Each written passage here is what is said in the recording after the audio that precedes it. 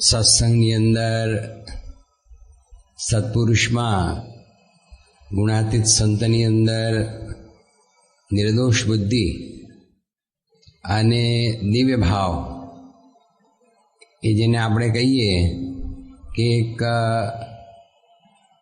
Ultimate છેલ્લું સાધન છે અને છેલ્લી પ્રાપ્તિ છે.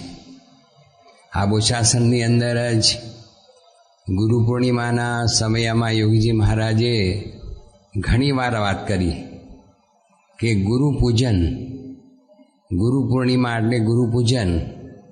ગુરુ પૂજન એટલે શું? તો યોગીજી મહારાજ કહેતા કે ગુરુની અંદર નિર્દોષ બુદ્ધિ એ જ ગુરુ પૂજન. આ એક સિદ્ધાંત એમણે આપણને બરાબર સારી રીતે વર્ષો સુધી દ્રઢાયો છે. વચનામૃત સ્વામીની વાતો અને બધા જીવનચરિત્રોની અંદર પણ આ જ વાત આપણને જોવા મળે છે. અને ભગતજી મહારાજ, શાસ્ત્રીજી મહારાજ, યોગીજી મહારાજ અને પ્રમુખ સ્વામી મહારાજ એમના જીવનની અંદર પણ આ જ વાત આપણને જોવા મળે છે. યોગીજી મહારાજ પોતે સમજાવતા કે નિર્દોષ બુદ્ધિ, નિર્દોષ બુદ્ધિ એટલે શું? તો દિવ્ય ભાવ. સ્વામી કે નિષ્ઠા એટલે દિવ્ય ભાવ. અને દિવ્ય ભાવ એટલે શું? તો વાત વાતમાં ધોકો થાય નહીં, વાત વાતમાં ગુણ અવગુણ લીધા કરે નહીં. આ બહુ અદ્ભુત કલમ આ રીતે મહારાજે વચનામૃત લોયાના 18માં પણ લખી છે કે દિવ્ય ભાવ એટલે વાત વાતમાં ધોકો થાય નહીં, ગુણ અવગુણ એને આવે નહીં. અને એને કદાપી એવું ન થાય કે આ રીતે મોટા પુરુષ છે એ મારો પક્ષ નથી રાખતા અને બીજાનો પક્ષ રાખે છે, મને નથી બોલાવતા અને બીજાને બોલાવે છે, એ પ્રકારનો ભાવ એને ક્યારેય થાય નહીં. એનું નામ નિર્દોષ બુદ્ધિ અને દિવ્ય ભાવ. હવે આપણે વિચારવાનું કે આપણે સત્સંગ કરીએ છીએ અને પ્રમુખ સ્વામી મહારાજ જેવા ગુણાતીત સત્પુરુષ આપણને મળ્યા છે, તો એમનું જે આ જીવન અને એમનું જે આ કાર્ય સમગ્ર આજે આપણે જોઈએ 40 વર્ષની અંદર બાપાએ જે આખા વિશ્વની અંદર અક્ષર પુરુષોત્તમનો ડંકો માર્યો અને જે એમનું દિવ્ય જીવન, તો એની અંદર આપણે જ્યારે જ્યારે પણ એમના પ્રસંગમાં આવીએ ત્યારે આવા બધા વિચારો આપણને આવ્યા છે કે આપણને ન બોલાવે તો ધોખો થાય, બોલાવે તો આપણને આનંદ થઈ જાય, વાહ વાહ, પણ એ પાછું આપણે તરત ભૂલી જઈએ છીએ. અને ન બોલાવ્યા હોય તો જે ધોખો થાય એ બરાબર મનની અંદર પાક્કું એ જડાઈ જાય છે. એવી રીતે વાત વાતમાં ધોખો થાય નહીં, ગુણ અવગુણ લીધા કરે નહીં. મોટા પુરુષની અંદર જ્યારે ચમત્કાર બતાવે, આપણા મનોરથો સિદ્ધ કરે, કંઈક એવું ઐશ્વર્ય બતાવે, ત્યારે આપણને ગુણ આવે, વાહ બહુ મોટા. અને કંઈ મનુષ્ય ભાવ બતાવે તો તરત આપણને એમ થાય કે ઠીક છે મારા ભાઈ. એટલે મનુષ્ય ભાવની અંદર એ તરત આપણને અવગુણ આવતો હોય છે. પણ યોગી મહારાજ કહેતા કે મોટા પુરુષ ગમે તેવી ક્રિયા કરે, આપણને ન ગમે એવી ક્રિયા કરે, આપણને ગમતી ક્રિયા કરે ત્યારે તો આપણને આનંદ થાય, પણ આપણને ન ગમે, આપણને ન રૂચે એવી ક્રિયા કરે.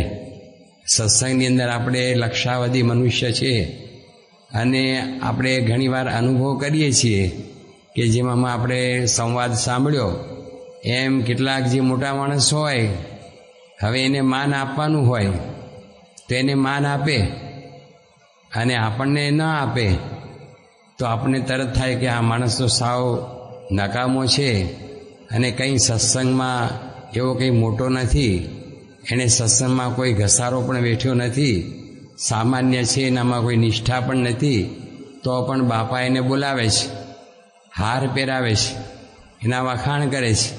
અને આપણે જેમ વાત થઈ ને કે સેવા કરીને તૂટી ગયા, પણ આપણને કોઈ દિવસ યાદ કરતા નથી. આ જે સૂક્ષ્મ અહમ, આપણા અંદરમાં જે રહેલું છે દેહાભિમાન, એ આપણને એ જે પીડા આપે છે.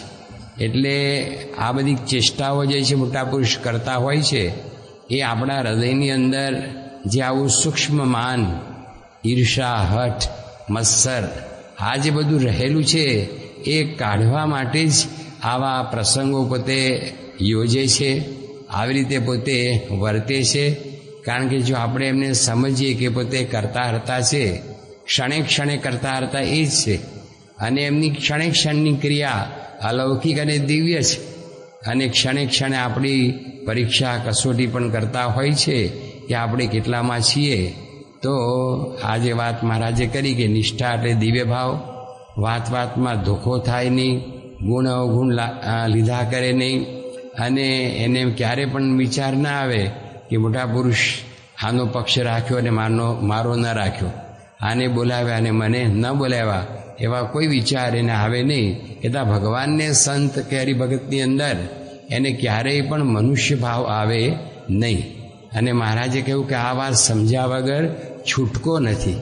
આ વાત સમજવી જ પડશે કે ભગવાનને, ભગવાનના ભક્ત, એમાં મનુષ્ય ભાવ કોઈ દિવસ આવવા દેવો નહીં. એ આગ્રહપૂર્વક મહારાજે સમજાવ્યું. અને સાથે સાથે યોગજી મહારાજ ગુણાતાન સ્વામીની જે વાત છે કે આ સાધુને બ્રહ્મરૂપ જાણે જીવ બ્રહ્મરૂપ થઈ જાય, એવી સ્વામીએ વાત કરી ત્રીજા પ્રકરણની અંદર કે આ સાધુને બ્રહ્મરૂપ જાણે જીવ બ્રહ્મરૂપ થઈ જાય. તો એનો અર્થ યોગીજી મહારાજ કરતા કે બ્રહ્મરૂપ જાણે એટલે નિર્દોષ જાણે. બ્રહ્મરૂપ જાણવા એટલે જે બધી વાત હમણાં આપણે સાંભળી, ધર્મ, જ્ઞાન, વૈરાગ્ય, ભક્તિ, આવા અનંત કલ્યાણકારી ગુણયુક્ત આવા સત્પુરુષ ગુણાતીત સંત છે જ, એમાં તો કોઈ શંકા નથી.